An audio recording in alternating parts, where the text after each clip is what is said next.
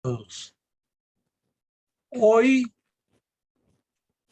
martes 8 de noviembre de 2022, en la jornada matinal, nos reunimos nuevamente en esta sala virtual para analizar desde las ópticas estratégica, geopolítica, política, analítica, histórica y en mucho grado moral lo que sucedió el 11 de febrero de 2002 a las 2 de la mañana en las instalaciones del Batallón Magdalena en Pitalito. E inicialmente se tituló Ataque terrorista con cilindros bomba contra el batallón porque fue la información que siempre mantuvo la 9ª Brigada y la 4ª División respecto a ese ataque.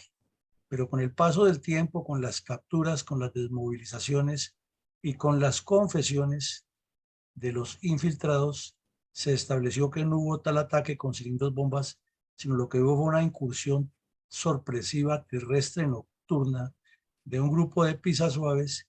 que vulneraron la seguridad de la instalación y llegaron hasta el alojamiento de las tropas y colocaron unas cargas explosivas alrededor de la compañía de instrucción del batallón Magdalena, asesinando a 10 soldados, hiriendo a 27, destruyendo la instalación y causando la zozobra. Este es uno de los hechos criminales perpetrados por el bloque sur de las FARC que más impacto causó a portas de la llegada del gobierno del señor Álvaro Uribe Vélez y al final del gobierno del señor Andrés Pastrana. Y esta misma cuadrilla fue la que 9 días después secuestró en pleno vuelo un avión de Aires que decoló del aeropuerto Benito Salas de Neiva, en el cual viajaba el parlamentario liberal Heche. Y eso ocasionó que se rompieran los diálogos que ya estaban prácticamente rotos entre el gobierno Pastrana y las FARC. Pero naturalmente hoy nuestro enfoque va a ser lo ocurrido esa letal madrugada del 11 de febrero de 2002 con esa incursión criminal, esa acción terrorista osada, de alguna manera con algunas similitudes con lo que hizo el M-19 en Armenia en 1985. 17 años de diferencia entre las dos acciones, pero en ambas se corroboró la infiltración sorpresiva, terrestre, táctica, nocturna de terroristas entrenados para cometer este tipo de acciones. Adelante, mi coronel. Mi coronel, a la fecha han transcurrido 21 años desde cuando las FARC asesinaron a 10 soldados y dejaron heridos a otros 27. La fatídica noche del 11 de febrero del 2002. Por favor, visualizamos cómo la Fundación Excelencia y Transformación resalta en su programa institucional la memoria histórica aún no contada del conflicto armado en Colombia, el drama de las víctimas de la agresión terrorista del narcocomunismo armado contra nuestro país, los habitantes de nuestras regiones y en general toda nuestra nación. En este caso específico, el de los soldados de nuestro ejército, todos de origen muy humilde, a quienes, en contraste, los terroristas dicen estar defendiendo y representando. Bueno, mi coronel, exactamente lo que usted dice al final de su pregunta es lo más valedero. En todos los escenarios campesinos, rurales y sectores de barriada, donde hay influencia de las cuadrillas de las FARC, ellos exteriorizan y lo dejan escrito en sus panfletos y en sus comunicaciones que están, entre comillas, luchando por los pobres y protegiendo las masas populares. Pero aquí lo que vemos es que cometieron una masacre contra personas de muy escasos recursos que se estaban formando como soldados profesionales, estaban en actividad de instrucción, no de combate, y que los sorprendieron colocándoles varios explosivos de alto poder alrededor de las instalaciones donde dormían por medio de 2 soldados que estaban infiltrados y que eran contacto con el cabecilla del bloque sur de las FARC. Entonces, como son víctimas invisibilizadas, porque según la JEP y según los expertos que pusieron allá en todos estos tribunales y en todas estas decisiones, siempre se aduce que son objetivo válido de los soldados donde estén. Pues aquí queremos demostrar que son víctimas de acciones terroristas y que eso no puede tener ni perdón de la justicia humana ni de la divina. Por eso la Fundación siempre estará resaltando que el trabajo de la memoria histórica del señor de Rux fue incompleto y sesgado. Este es nuestro mensaje.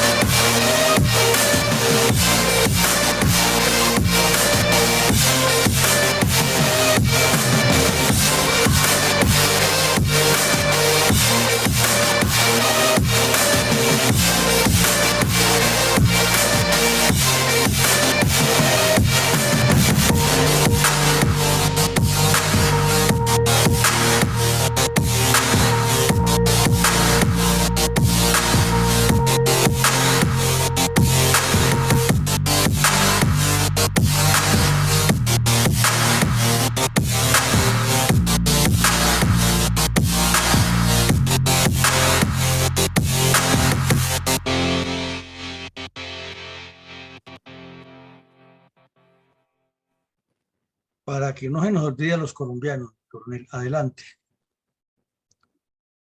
Para que no se nos olvide a los colombianos. Sí, señor. Hoy es martes 8 de noviembre del 2022. Nuestra emisión 231 del programa diario de reconstrucción de la memoria histórica aún no contada del conflicto armado en Colombia abordará algunos apartes del convulso fenómeno de violencia multiforme sucedido en el azotado departamento del Huila, que por años fueron convertidos en concreto puntal geológico, geopolítico, geoestratégico para los intereses de los cabecillas de las FARC y otros carteles de narcotraficantes, con miras a la implantación de un criminal esquema de violencias sistemáticas contra los colombianos en pos del control terrorista de la zona. En ese orden de ideas, ¿cuál es el impacto y cuál es el rol geoestratégico del municipio de Pitalito, Huila? Bueno, mi coronel, como todos los colombianos cuando niños estudiamos en geografía, la famosa estrella fluvial del sur o estrella fluvial de los Andes o el nudo de los Pastos, ubicado donde la cordillera andina comienza a trifurcarse aquí en el sur del país, suroccidente del país, más o menos por aquí. Ahí encontramos que el departamento del Huila inicia su recorrido hacia el nororiente del país en una dirección aproximada de 45 grados sobre la geografía y que el departamento, como lo hemos reiterado en varios programas anteriores, está enmarcando el valle del Alto Magdalena porque el río Magdalena, como lo vemos aquí, un hilito va creciendo en la medida de su recorrido y llega ya a la zona de Pitalito, al sur del país, al sur del Huila, y comienza a crecer y se va volviendo más amplio el Valle del Magdalena hasta llegar a convertirse en el río Grande de la Magdalena que todos conocemos en el centro y norte de Colombia. Y el municipio de Pitalito está enclavado sobre lo que llama el Valle de la Boya o el Valle de los Laboyanos, nombre derivado de sus tribus originarias, y está enclavado perfectamente en el centro sur del departamento, prácticamente entre las dos cordilleras, como decimos, lo separa el Valle del Magdalena, con una ubicación fundamental para unir al departamento del Huila y al centro del país con el Putumayo y prácticamente con Ecuador, cruzar la geoestratégica bota caucana de la cual hemos hablado varias veces, e inclusive quedar muy cerca del departamento de Nariño. Cuando se produjo la guerra de Colombia con el Perú, fue mucho lo que se insistió por parte de los habitantes del sur del país para que se abriera la carretera Pitalito-Mocoa, que consistía en cruzar la bota caucana y unir a Mocoa. Habida cuenta que para esa época se inició a construir la ruta que viene desde Pasto hasta caer a Mocoa. Y esa ruta tiene muchas dificultades al cruzar el Valle del Sibundoy y toda la cordillera para descender hacia la parte del medio Putumayo y el bajo Putumayo. Entonces había que buscar una carretera más práctica. La misma guerra con el Perú lo exigía, pero fue muy difícil que en esa época se lograra por los intereses políticos, por los costos que tenía, hasta que al fin, hace unos 20 años terminó de construirse, unos 30 años terminó de construirse y unir esta zona. Entonces Pitalito siempre fue un epicentro de comercio, de tránsito de seres humanos y de articulación del suroccidente colombiano. Y si la miramos hacia el oriente de Pitalito, pues no sino cruzar la cordillera y cae al extenso y rico departamento del Caquetá, y no muy lejos de la ciudad de Florencia, como vemos, ni de otros municipios muy importantes del sur del Huila. Por esta razón, para las FARC, que iniciaron su proceso, como bien lo sabemos, aquí en el norte del Huila, sur del Tolima y occidente del Meta, occidente del Caquetá, era fundamental en ese proyecto de ubicarse a lo largo de la cordillera oriental, controlar el Valle del Magdalena y controlar también la cordillera occidental con sus cordones de milicias y de grupos terroristas ubicados de manera sistemática. Era supremamente importante, o ha sido supremamente importante, ejercer un control total de violencia en el sur del departamento del Huila, con epicentro de apoyo logístico en Pitalito. Ahora miremos este gráfico que nos muestra cómo es de importante el municipio de Pitalito en sus límites y en su relación con los municipios de alrededor. Tiene vías no tan desarrolladas, pero vías casi todas transitables, con San Agustín Huila, que es icónico, es el municipio que tiene una gran historia arqueológica de Colombia y que es uno de los sitios turísticos más importantes de nuestro país, y tiene salida al departamento del Cauca, en la zona del oriente del Cauca, donde ha habido una conflictividad grande entre guerrillas de las FARC y algunas comunidades indígenas, y también otras comunidades indígenas que le son afines a los terroristas, y un área donde los grupos criminales que han pasado por allí se la han disputado, como lo hemos analizado en otros episodios anteriores. Allá estaba el M-19, el narcotráfico, el EPL y las FARC asesinando campesinos e indígenas por largos años. También limita con el municipio de Isnos, que parece como un pesebre y una tacita de plata. También limita con otro municipio que es sencillamente espectacular, que parece una Suiza pequeñita, que es el municipio de Salado Blanco, y otro municipio que tiene un clima donde parece que el tiempo se hubiera detenido. Es supremamente hermoso, supremamente tranquilo, muy recomendable para quien visite el departamento del Huila, para ir a disfrutar solamente del clima, además de la gastronomía y la tranquilidad de sus gentes, que es el municipio de Elías Huila. Eso es una maravilla. Tiene la misma característica del municipio de La Plata, aunque La Plata es más verde, Elías tiene unas condiciones geográficas interesantes, pero quien llega allá le parece que llegó a un sitio donde el tiempo se detuvo. Es impresionantemente bello.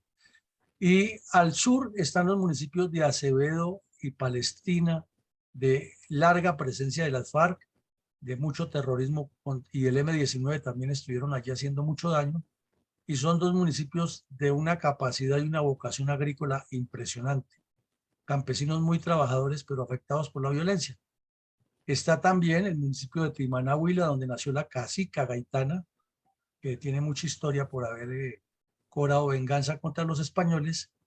Y también, pues, por otro sector limita con Acevedo, que ya lo vimos acá, tiene unas condiciones muy especiales, ese municipio en otro caso que analizamos anteriormente. Entonces, como vemos, el municipio de Pitalito se constituye en una articulación geopolítica para toda esta región y es el futuro de esa región, pero con la violencia es imposible que se desarrolle. Sin embargo, las fotos nos demuestran que es una localidad que ha sido pujante, que ha crecido de manera más o menos armónica, sin plan de ordenamiento territorial, pero que tiene su organización, ya que la geografía se lo permite, casi plana. Entonces las calles están más o menos bien trazadas, no son tan amplias como deberían ser, pero en la aerofotografía se ve la belleza de este municipio y las montañas que lo circundan. Y este es el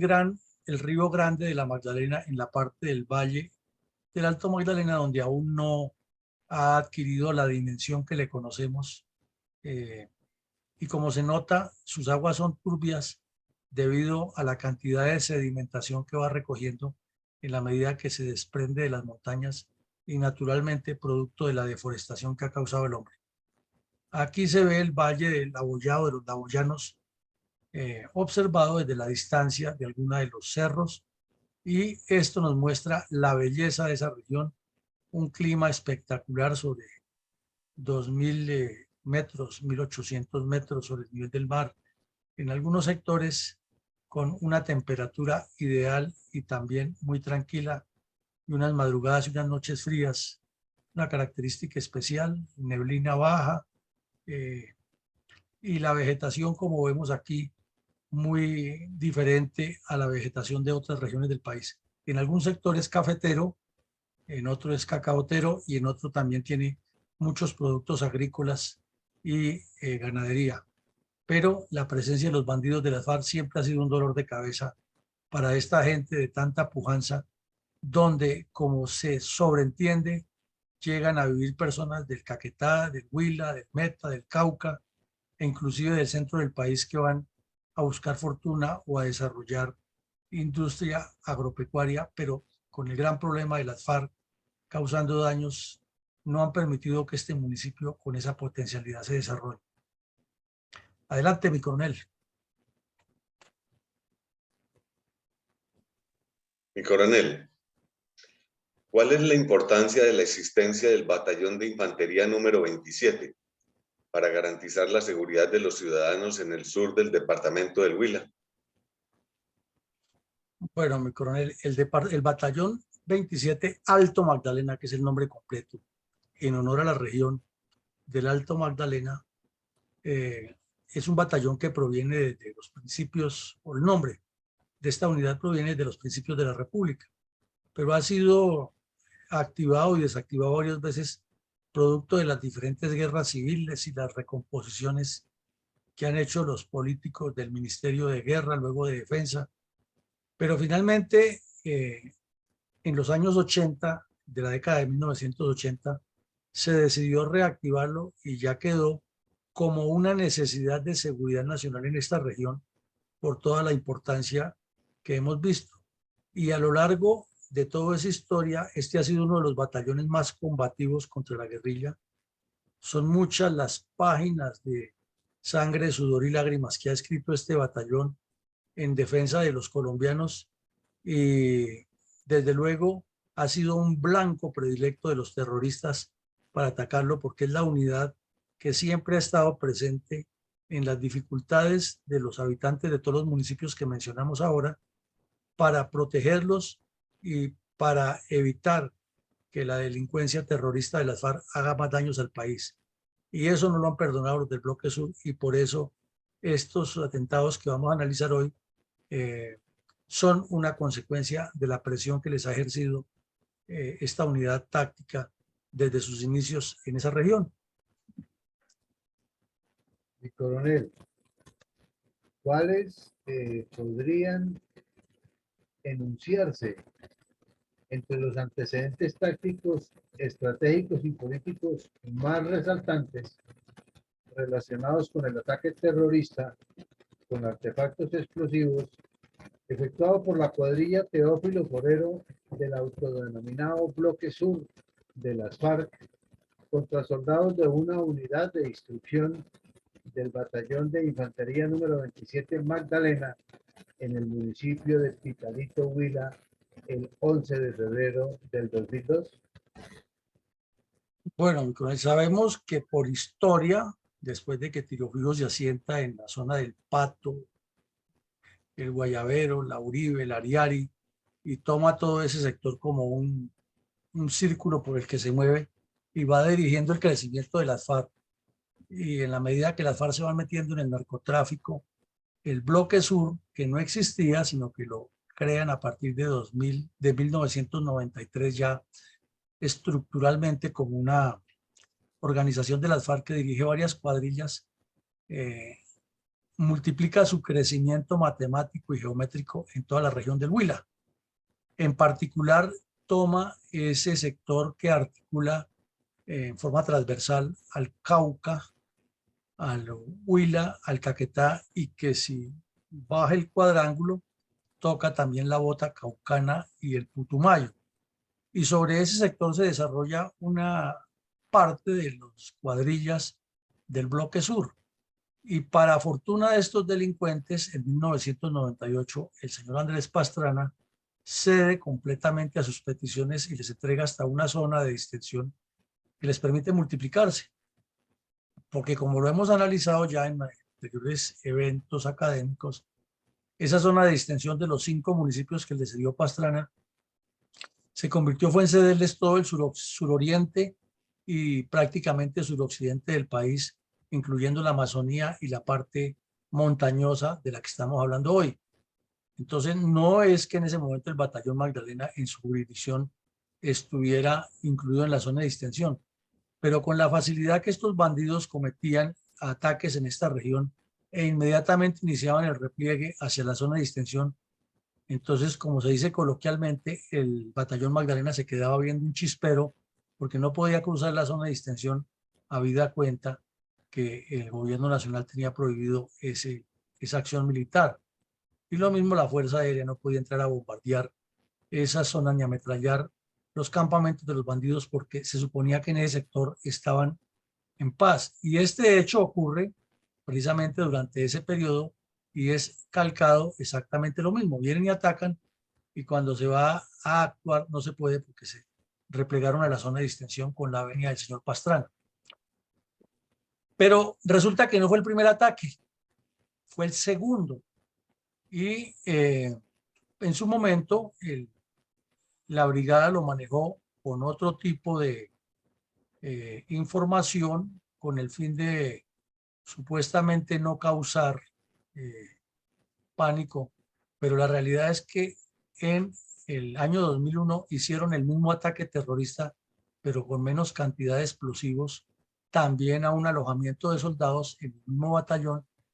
y siempre quedó en el aire la información que había sido que un soldado cargaba pólvora negra en el morral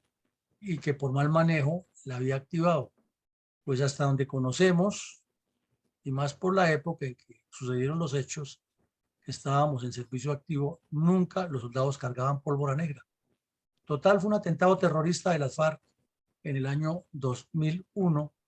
pero pues no están los elementos de prueba aquí, pero la deducción es lógica. Y en ese hubo unos heridos también en alojamiento de tropa. Sin embargo, el señor Pastrana todo lo minimizó porque estaba ansioso de su premio Nobel de Paz y el mando militar tampoco le dio la trascendencia que eso ocurría, pero es un crimen de guerra que cometieron las FARC en el año 2001. Hubo una oleada de ataques terroristas que la hemos venido viendo, inclusive en el departamento del Huila, inclusive en unos municipios muy cercanos, e inclusive recordemos que en nuestros municipios, lo vimos hace aproximadamente un mes, las FARC utilizaron hasta gases tóxicos prohibidos por todas las normas de la guerra y el derecho internacional para sacar a unos agentes de policía de un cuartel que les estaban ofreciendo resistencia y no se dejaban derrotar en Oporapa, Huila, un municipio que queda muy cerca de Pitalito. Y también recordemos que para la misma época, las FARC no solo que le colocaron, o mejor, que envenenaron el acueducto de Pitalito, le echaron veneno para que la gente muriera, sino que le colocaron minas antipersona alrededor de los sitios donde habían estado vertiendo el veneno y derribado algunas torres de energía para que todo el que llegara allí cayera en la trampa, y efectivamente cayeron civiles que estaban reparando las torres de energía. Aquí sí que es obvio deducir que todo ese terror que causaron en la población civil, como lo hemos venido reiterando en todas las últimas emisiones, está relacionada con unas supuestas organizaciones sociales infiltradas por las FARC. Entonces quiere decir que no todos los campesinos que se integran a esas organizaciones son miembros de las FARC, pero sí son algunos que son llevados, como dicen en el lenguaje de los delincuentes, ganchos ciegos. Y por medio de esas organizaciones siempre han promovido que retiren el ejército de la zona, que ellos lo que quieren es la paz, que nada de ir a destruir los cultivos de amapola, porque en la parte alta se cultivaba amapola y a lo mejor se sigue cultivando para producir el látex y de ahí sacar el opio, etc. Como sabemos por análisis que hemos venido haciendo, a partir del año 1993, todos los bloques de frentes de las FARC se dedican de manera intensa a fortalecer el crecimiento de milicias bolivarianas, Partido Comunista Clandestino y milicias bolivarianas. Por esa época se destapó el hecho del envío de las 10.000 fusiles y otras armas que el señor Vladimiro Montesinos desde el Perú prestó documentos oficiales para hacer esas compras y luego trasladárselas a las FARC a cambio de una jugosa suma de coimas, y con esas se armaron a muchos bandidos de esto, y desde el año 99 fueron eliminados varios terroristas de las milicias bolivarianas o de lo que ellos llaman los maceros, y a todos se les incautaban unas pistolas 9 milímetros nuevas de muy alta calidad y todas con del mismo lote. Entonces esto indicaba que el incremento de la organización de milicias bolivarianas en Caquetá, Huila, Cauca, Putumayo y Tolima fue muy intensa por parte del bloque sur de las FARC, y que al lado de ellos iba el Partido Comunista Clandestino y el Movimiento Bolivariano Clandestino, que fue precisamente en el año 2000 lanzado formalmente con Alfonso Cano como dirigente en un espectáculo humillante para Colombia en el Caguán, donde reunieron cerca de 2.000 terroristas en la plaza principal de San Vicente del Caguán, y Tiro Fijo y Iván Márquez y Timochenko y todos los bandidos que dirigían las FARC subidos en una tarima con camisetas negras y una figura, una bandera de Colombia, diciendo que a partir de ese momento creaban el movimiento bolivariano. Pues todo eso lo estaban aplicando de manera muy intensa en esta región para incrementar el apoyo logístico y el apoyo organizacional al grupo criminal. Se incrementó el narcotráfico desde el Caquetá hacia el centro del país, y fue mucha la droga o mucho el narcotráfico que movieron por esta zona donde el ejército no podía hacer retenes, la policía tampoco, y siguió moviéndose mucho dinero, al extremo que movían tanto dinero y droga que vamos a recordar un episodio aquí que se nos olvida a los colombianos, es que durante la farsa de Cuba, el señor Santos y las FARC,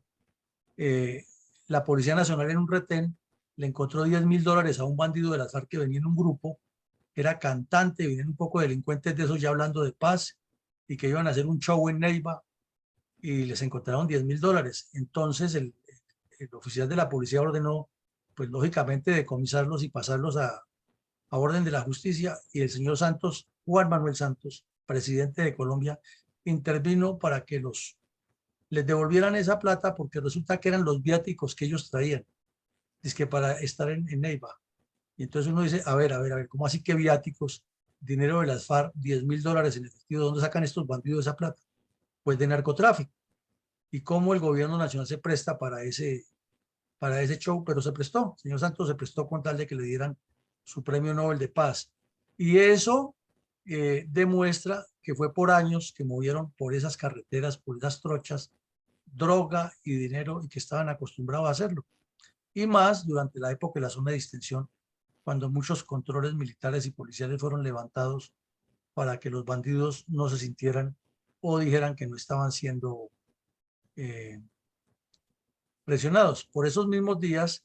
el señor Serpa organizó un show publicitario para irse desde Neiva hasta el Caquetá a hacer campaña en Florencia, y los bandidos no lo dejaron pasar, y eso fue otro escándalo. Y la señora Ingrid Betancourt hizo lo mismo, fue allá y se reunió con los bandidos en el Caguán, se saludó de pico con todos y regresó a Bogotá, dizque a organizar su viaje desde Florencia allá, y fue cuando la secuestraron porque le dijeron que no le ponían un helicóptero del Ejército Nacional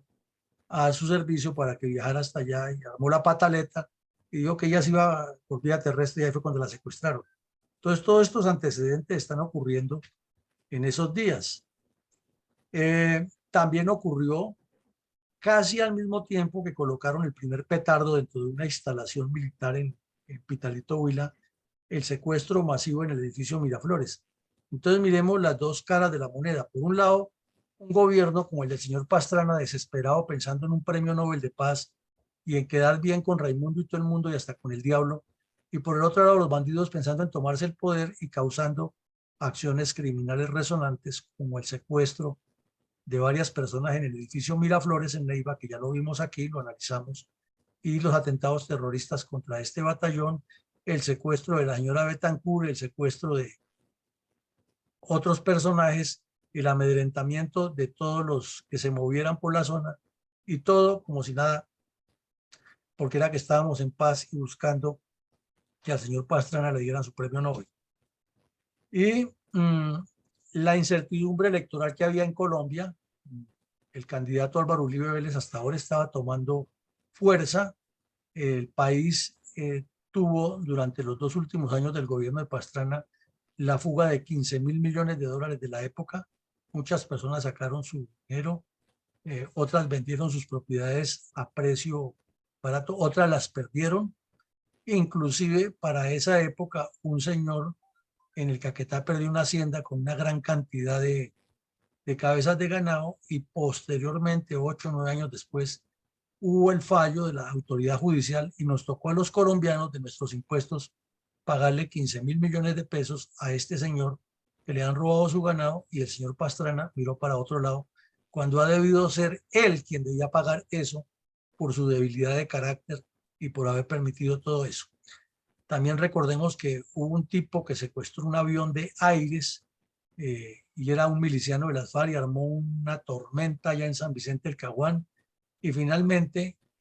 Timochenko lo convenció que se bajara, pero no lo entregó a la autoridad, y el bandido con una granada y que iba a volar el avión. Es que fueron muchos los hechos de lo que nos ocurrió que se olvidan en el país y que producían esa incertidumbre electoral. Y si había incertidumbre electoral en el resto del país, imaginemos la que vivían los campesinos y los pobladores de estos municipios pegados a la zona de distensión, y la dificultad que tenían las tropas para poder operar con ese doble discurso del gobierno nacional, y que hay que combatirlos, pero hagamos la paz. Adelante, mi coronel. Mi coronel, ¿cómo describió el diario El Tiempo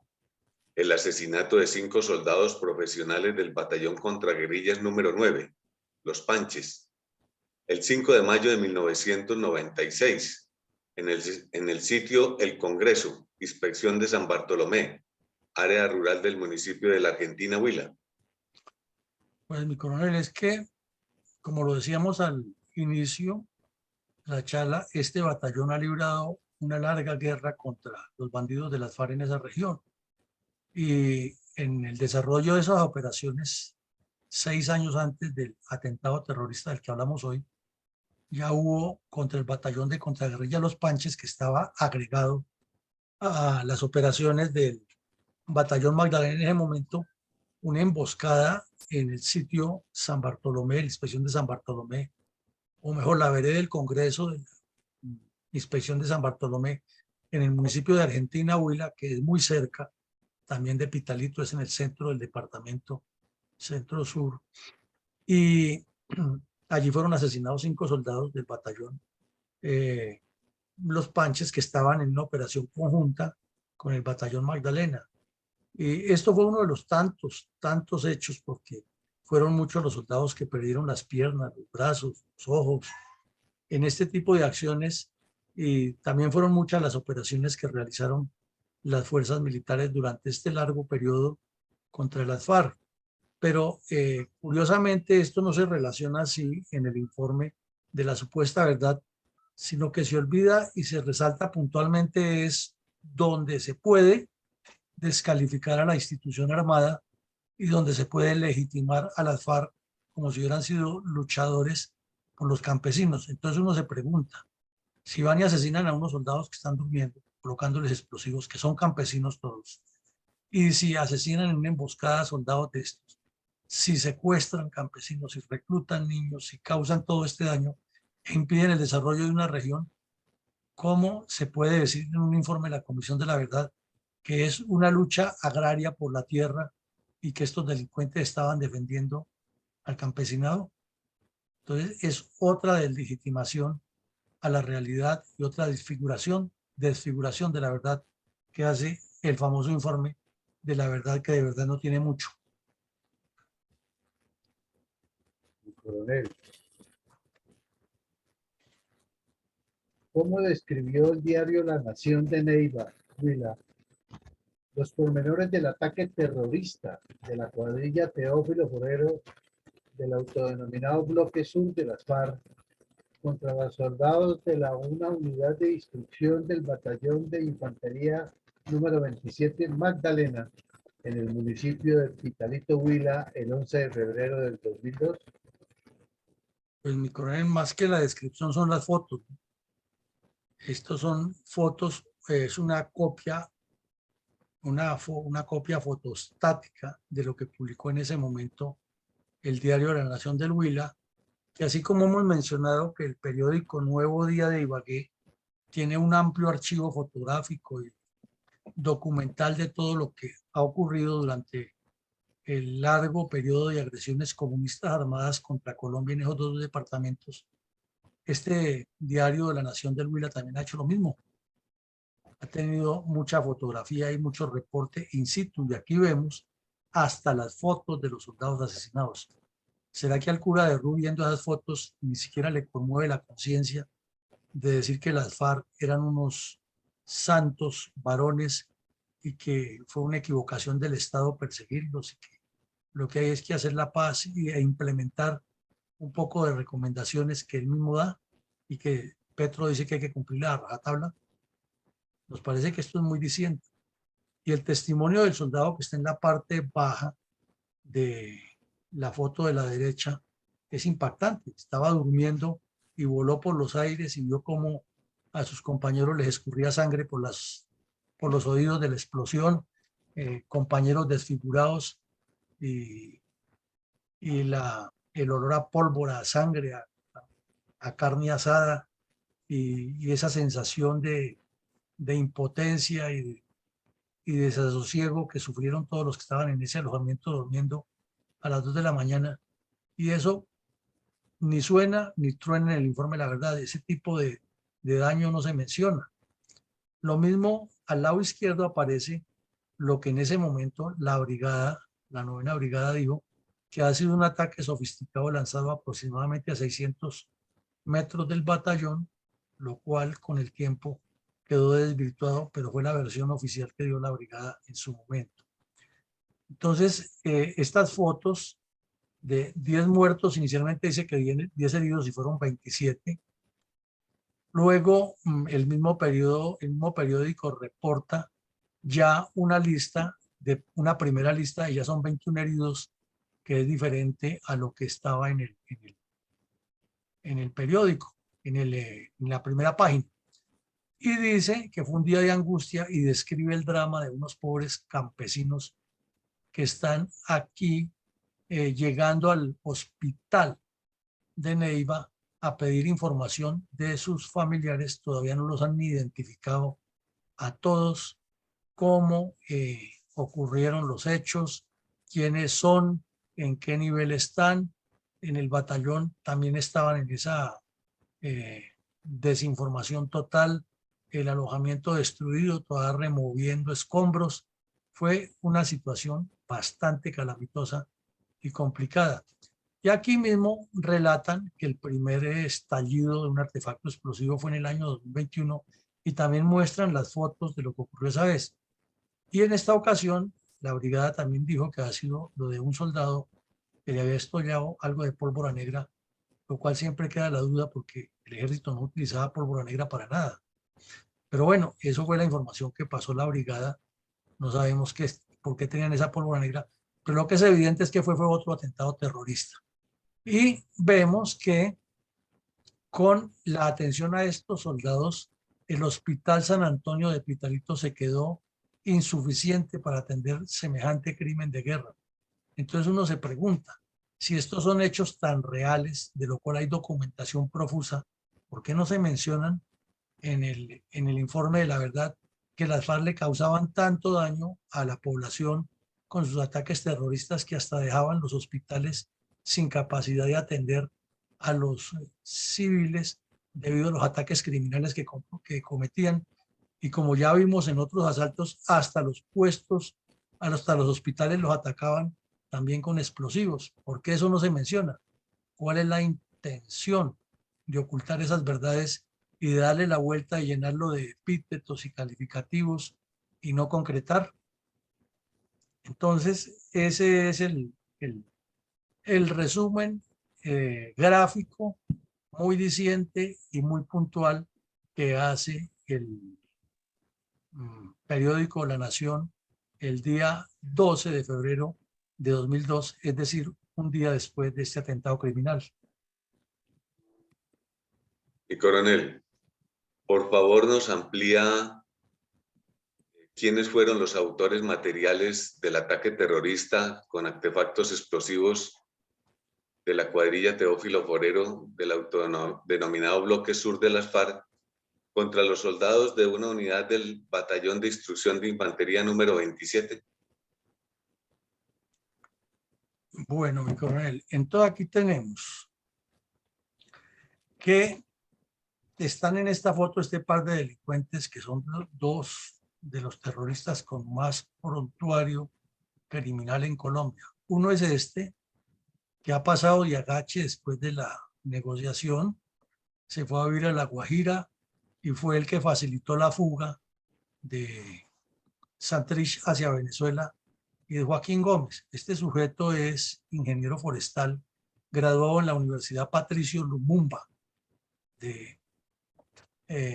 Moscú, y regresó a las FARC ya directamente como bandido, como cabecilla, y trabajó un tiempo de profesor infiltrado en la Universidad Surcolombiana del Huila, de Surcolombiana, la seccional de Florencia, donde se dedicó fue a reclutar jóvenes para la guerrilla. Este sujeto es conocido, lo llaman el Gago, porque tiene dificultades para pronunciar sobre todo la R, pero es una de las mentes más criminales que han tenido las FARC. Y era el jefe del Bloque Sur, es el responsable de los peores ataques terroristas que cometieron las FARC en esa región. Por ejemplo, la masacre de 27 policías en Teteyé Putumayo en 1992, el asalto a la base de las Delicias en el 96, el asalto o el ataque terrorista contra el batallón, el Grupo Cabal en Puerres, el ataque terrorista contra el batallón Boyacá en Patascoy, este atentado del que estamos hablando hoy contra el batallón Magdalena, el secuestro de Ingrid Betancourt, el secuestro de los 3 contratistas estadounidenses, derribamiento de aeronaves, secuestros a municipios, ataques a municipios. Es decir, todos esos ataques a municipios que hemos visto en el Huila fueron ordenados por este sujeto y planeados por él. Y quien más lo acompañaba y estaba en todas estas acciones es el tal Paisa, que murió en Venezuela después en una vendetta de narcos. Este sujeto ha sido guardaespaldas de Pablo Escobar y ha sido uno de los traquetos más duros del cartel de Medellín. Y como él mismo decía, por unas culebras tuvo que meterse a las FARC, y por su habilidad para dirigir acciones criminales, como ya lo vimos cuando planearon el asesinato de un gobernador del Caquetá. Estos mataron a 3 gobernadores entre los 2, pero uno de los 3 que asesinaron, que ordenaron degollarlo para que el ruido de los disparos no los hiciera localizar, debido a que el ejército ya le estaba pisando los talones. Entonces el gobernador no tenía el ritmo para andar con ellos por el monte y lo mejor era matarlo. Entonces lo degollaron por orden de estos 2 sujetos que están aquí en la foto. Entonces resulta que siempre se había dicho que el atentado había sido con un cilindro a 600 metros y que de alta precisión, y resulta que en el año 2012, como el expediente quedó en una fiscalía en Neiva, pues la investigación continuó y fue localizado un soldado profesional que ha sido infiltrado por las FARC, el soldado Fabián Torres Cano. Y este soldado contó qué fue lo que ocurrió. Pues resulta que este par de bandidos era un guerrillero, lo enviaron a prestar servicio militar como regular, como soldado regular, y aunque el soldado no lo dice, o el sujeto no lo contó ahí, pero se deduce, fue el que colocó el primer petardo en el 2001. Y luego, ya en el 2002, entró a hacer el curso de soldado profesional y en un permiso fue y se reunió con este Paisa en la zona rural de uno de los municipios cercanos, y se planeó el atentado terrorista, cómo hacerlo, y el soldado el tal Fabián Torres Cano, les hizo el gráfico, de cómo eran las instalaciones, por dónde se podían infiltrar exactamente y cómo entrar hasta el alojamiento, cuál era el alojamiento que tenían que atacar, dónde él estaba, pero lógicamente se iba a quitar de ahí, y hicieron todo la planeación de este ataque criminal y lo cometieron. Para eso participó un sujeto que le decían alias el Guarapo, y otro Dimas Perdomo Yagüe, que fue guerrillero, que fueron los que organizaron todo el ataque terrorista y que utilizaron explosivo TNT, que no fue un cilindro, sino fueron unas bolsas colocadas de manera calculada para que la explosión matara a todos los que estaban adentro del alojamiento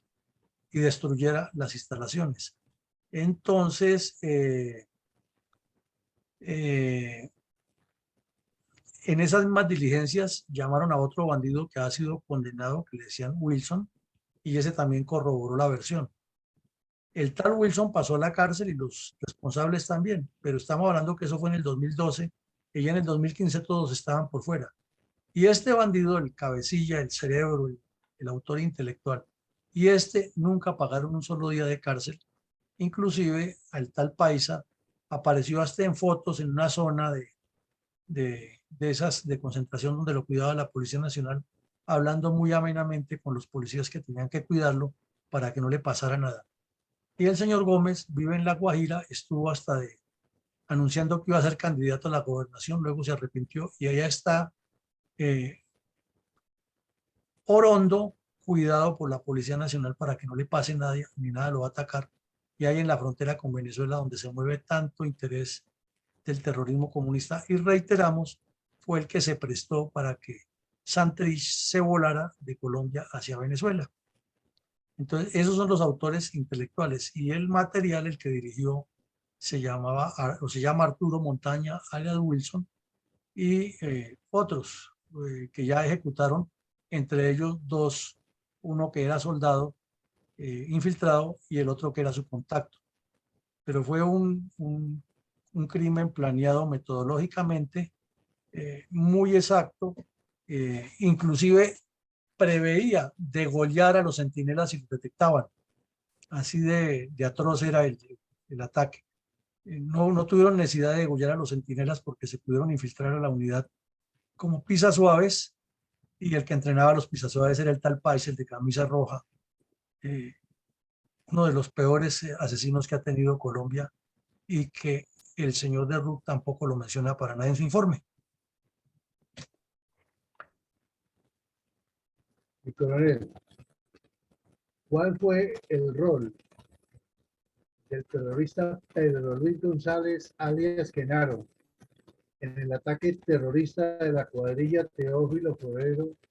del bloque sur de las FARC contra los soldados de la unidad de instrucción del batallón de infantería 27 Magdalena en Pitalito, Huila, el 11 de febrero del 2002?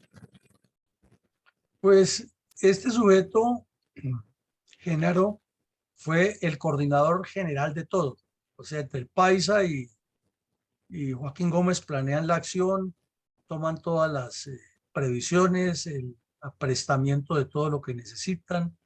facilitan todos los medios, hacen las coordinaciones que cualifican la inteligencia que se va consiguiendo,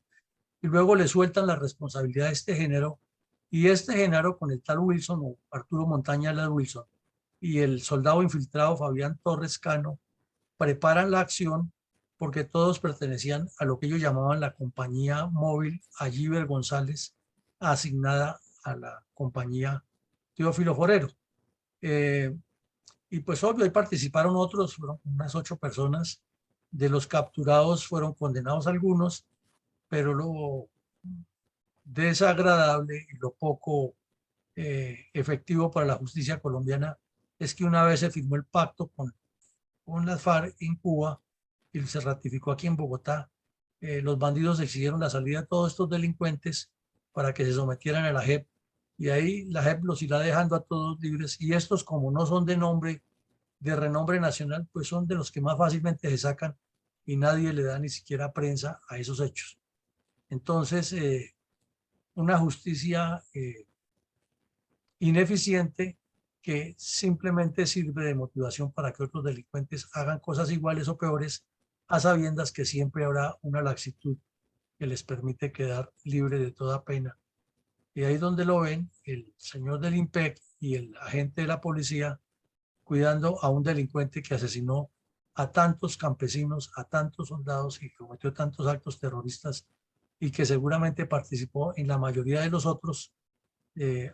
actos que hemos mencionado por parte del bloque sur de las FARC.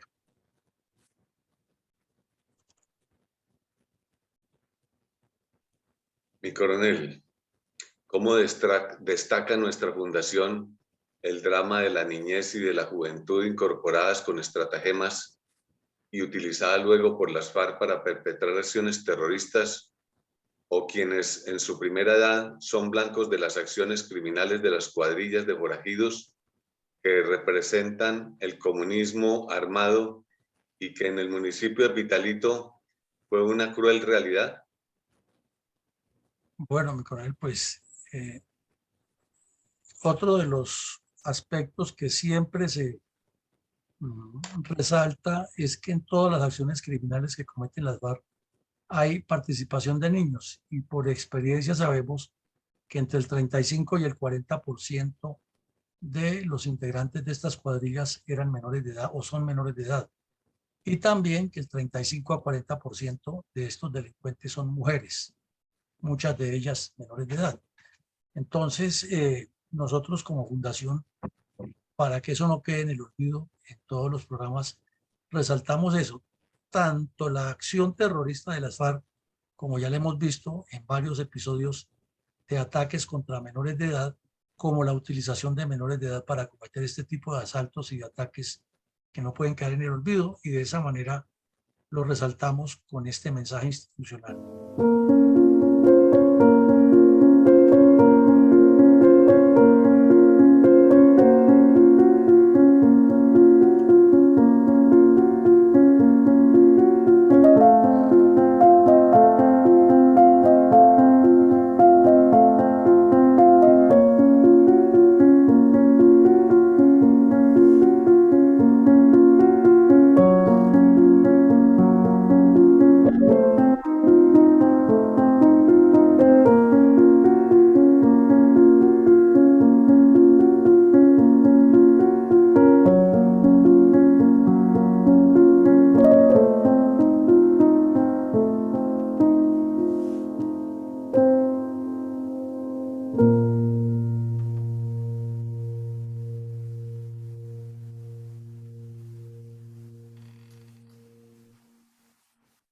Profunda tristeza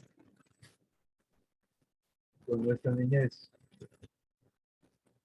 violada y sin ningún tipo de arrepentimiento por parte de quienes los trataron mal todo este tiempo en las filas de la guerrilla. Al término formal de cada episodio de la memoria histórica, aún no contada del conflicto armado, que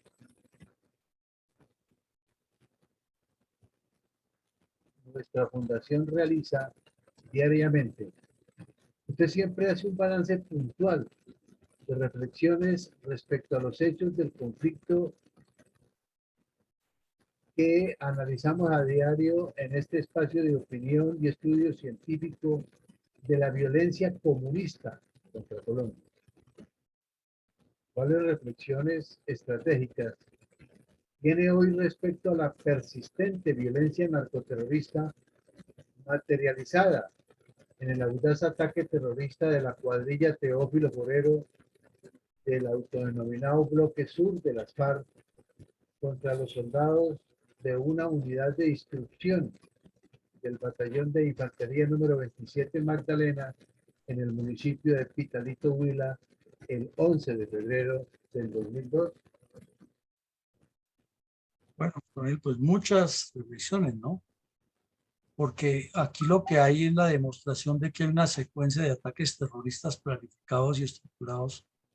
en toda la región con el fin de causar una zozobra puntual y generar un caos informativo y un caos dentro de la sensación colectiva de existencia como comunidades. Y eso pues tiene una mentalidad completamente comunista, completamente mordaz y orientada hacia mantener todo un escenario sociopolítico en ascuas, en crisis. En segunda medida, quiere decir que para las FARC en esta región, el plan estratégico refinado inicialmente en 1982 y vuelto a refinar en el 83 con el enfoque de las milicias bolivarianas, el movimiento bolivariano clandestino y el Partido Comunista Clandestino, alcanzó para ellos un esplendor y fue refrendado en el año 2000 en la reunión de cabecillas en el Caguán, mientras el señor Pastrana tenía sus delegados hablando con ellos ahí en la zona rural de San Vicente del Caguán. A muy pocos kilómetros estaban reunidos los cabecillas refinando ese plan para avanzar hacia la toma del poder en el pleno ampliado del 2000. Y por eso en el 2002, que es cuando ocurre en este caso, hay tantas acciones en diferentes regiones porque estaba completamente refrendado, aprovechando esa debilidad de carácter del presidente y de su gobierno,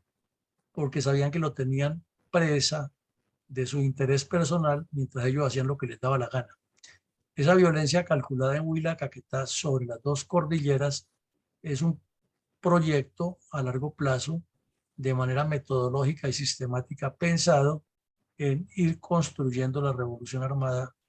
por ese eje de las dos cordilleras teniendo en cuenta los dos valles, el del Cauca y el del Magdalena, como referentes para la construcción de todo un proyecto revolucionario hacia la toma del poder en las 30 ciudades, con énfasis en las capitales. Ese terror que ya vimos causado entre la población civil tiene una ligazón muy fuerte con las organizaciones sociales infiltradas que las han manipulado durante mucho tiempo, mediante las cuales han sacado a los campesinos a protestar y últimamente con mayor énfasis en el tema de la erradicación de cultivos ilícitos. De igual manera, la consecuencia de la laxitud de los gobiernos entre 1982 y 2002, 5 periodos presidenciales sin excepción, laxos, torpes e incongruentes en la respuesta del Estado, no la respuesta militar, sino la respuesta del Estado al fenómeno, pues tenían que llevarnos a una situación como la que se vivió hasta que vino el nuevo gobierno y sobre todo la presión de Estados Unidos, que si no es por la presión de Estados Unidos y el apoyo y la orientación que se le dio a esta guerra, quizás Colombia estaría peor que Venezuela. Vemos que esa importancia de todo ese cuadrángulo que se forma en el sur del Huila, con el departamento del Putumayo, su parte norte, con gran parte del occidente del Caquetá y el occidente del Meta, forman una especie de emporio geoestratégico fundamental tanto para el crecimiento de las FARC como para su proyecto de la toma del poder, y que todos estos hechos no son aislados, no son hechos criminales que ocurren en las regiones, sino que son planeados de manera sistemática para ir aflojando la resistencia de los colombianos y avanzando de manera metodológica en saltos cualitativos hacia la capital de la República y hacia otras ciudades. Difícilmente lo entienden en los medios académicos así, y siempre lo miran es como que en esas regiones hay violencia porque es que el Estado lo tiene abandonado. Eso es cierto parcialmente, pero detrás de esas acciones hay un plan estratégico, hay una metodología estratégica y hay una proyección de objetivos uno por uno o one by one avanzando hacia el objetivo principal. Aquí quedó reflejada la eficiencia de los famosos pisasuaves, que no son otra cosa que las fuerzas especiales de las FARC entrenados por militares de varios países y por terroristas experimentados en acciones tipo comando de infiltraciones sorpresivas y lo que ellos llamaban las penetraciones. Inclusive lograban, como en este caso, infiltrar a una persona que hacía todo el estudio del sitio, que tomaba las fotos, que grababa videos, que elaboraba gráficos, que analizaba los puntos débiles y que hacía todo el reconocimiento y les facilitaba el acceso, como ocurrió 2 veces en el batallón Magdalena, causando hasta la desazón y la falta de claridad de quienes daban las declaraciones ante los medios, dando una información que era inexacta.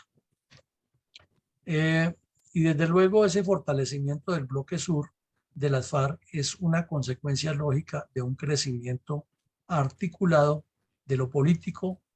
lo armado, lo organizativo dentro de la población y el desarrollo de unos planes de acción atados al plan estratégico, aprovechando tanto las debilidades globales del gobierno y del Estado y las mismas fallas de las fuerzas militares, como las debilidades específicas de un gobierno timorato, débil, laxo, que no tenía claridad de qué pasaba, sino el afán de obtener para sí una distinción internacional. Entonces le doy la palabra a mi coronel González, que debe tener también sus reflexiones muy puntuales acerca de este hecho. Gracias, mi coronel. El ataque al batallón 27 de infantería número 27 en Pitalito no solo dejó 10 soldados asesinados y 30 heridos, sino un gran daño social, porque este batallón se dedicaba o se dedica a cuidar y a proteger la población del sur del Huila y del Tolima, una región muy valiosa para la nación, ya que es parte del macizo colombiano donde nacen los principales ríos que riegan la nación. La cuadrilla 27 de las FARC diezmaron la fértil región, que son las cabeceras de estas fuentes hidráulicas. Y esa crueldad no fue evidenciada por el informe de la verdad, quien omitió todos estos hechos con el fin de lograr que se quedaran en el olvido y que se disculpen los crímenes. Lo cual es más inconcebible que haya sido por parte del jesuita Francisco de Rux, a quien se le dio plena confianza y credibilidad, además de un generoso presupuesto. Por eso, con sobrada razón, la Fundación Excelencia, Liderazgo y Transformación seguirá su objetivo de impedir que la verdad sea ignorada por falta de registros históricos de plena veracidad, y además con los análisis geopolíticos para que todo el pueblo colombiano comprenda los daños generados a nivel humano, social, económico y de prestigio nacional. Muchas gracias, mi coronel. Perfecto, mi coronel. Al punto, al grano, a la nuez. Así es, eso es cierto. Son los daños que le hacen al país estos bandidos y que por razones que no son claras se ocultan o se distorsionan en un documento que es oficial y pagado con recursos del Estado. Increíble. Adelante, mi coronel Alarcón. Mi coronel, hoy tenemos la participación de Eduardo Patiño. Dice que hay rumores que mercenarios extranjeros dieron de baja a Santrich, El Paisa, Romaña y Gentil Duarte. La ingeniera Rosita dice ciudadanía y fuerza pública que son ofendidas y agredidas, además de aterrorizadas y humilladas respectiva y constantemente y durante tantos años por políticos y terroristas. Deben reaccionar, Laura Trier, leyendo la verdadera historia. Sí, pero también exigiendo al gobierno los bienes y servicios colectivos que le corresponde construir y sobre todo apoyar, no obstaculizar las iniciativas empresariales ciudadanas que generan riqueza,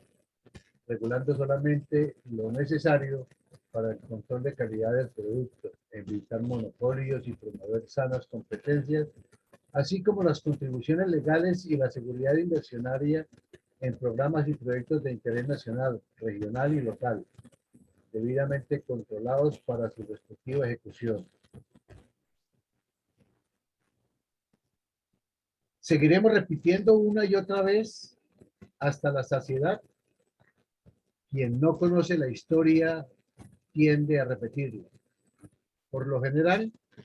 más cruel y sangrienta de que la que conocemos o que la desconocemos. Por eso, es necesario conocerla a nivel veredal, municipal, regional y nacional. No sabemos dónde estaremos mañana. Lo cierto es que debemos estar alerta y prevenidos ante nuevas incursiones, las cuales no terminan, a pesar de que todo el mundo habla de paz y sus acuerdos. Le amarran las manos a la fuerza pública y no se les mueve la conciencia con sus propios servidores legales, los de nuestro ejército y policía. Seguiremos dando la batalla por este medio.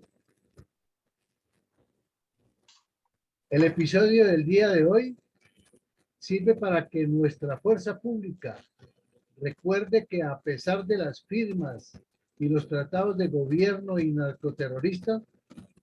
las acciones de estos últimos siguen y quien se descuida, pero mejor, quien no conoce la historia, vuelve a dar papaya y mucho dolor en las familias buenas. Campesinos que solo ven por su tierrita y que aspiran a ver complacidos el regreso de su hijo que acaba de prestar su servicio militar a la patria. Muchas gracias, mi coronel. Bueno, con él muy amable. Ahí está el problema, en que no se le ha dado el enfoque que es a una situación que lleva tantos años y por eso hay tanta disimilitud en la información. Pues llegamos al final del ejercicio, los invitamos esta noche a un programa más de la Fundación Excelencia, Liderazgo y Transformación. 6 de la tarde estará una persona desde Pereira, Risaralda, dándonos información sobre la organización que deben dar los departamentos a las entidades de veteranos. Y mañana retomaremos nuevamente nuestro proyecto de memoria histórica a la hora acostumbrada. Los dejamos entonces con nuestro mensaje institucional de cierre.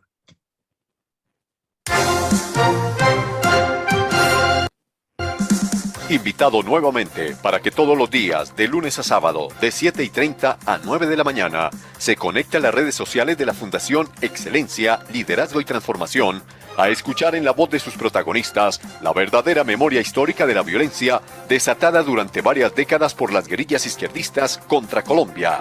Lo esperamos en nuestra próxima emisión.